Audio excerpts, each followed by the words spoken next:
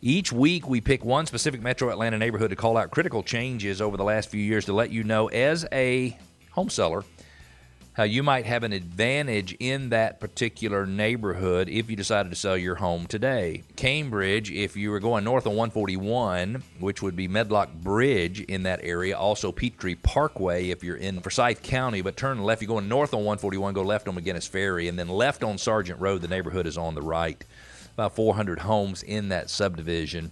In 2019, the average sales price for the 20 homes that sold for the year that took 44 days on average to sell was $508,968.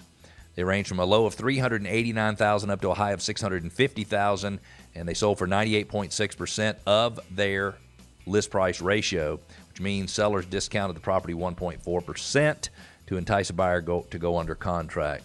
But homes took 44 days on average to go under contract. In 2020, there were 22 homes sold, 2 more than the prior year. They took 50 days to sell, and they sold for about $5,000 less than they did in 2019. The average sales price was $503,914. Does that mean prices went backwards? Not necessarily.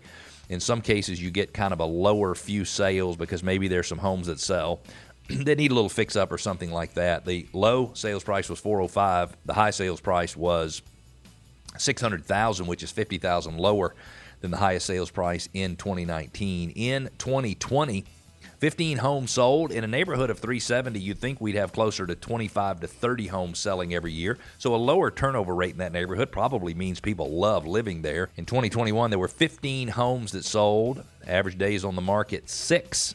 It went from 44 to 50 to 6.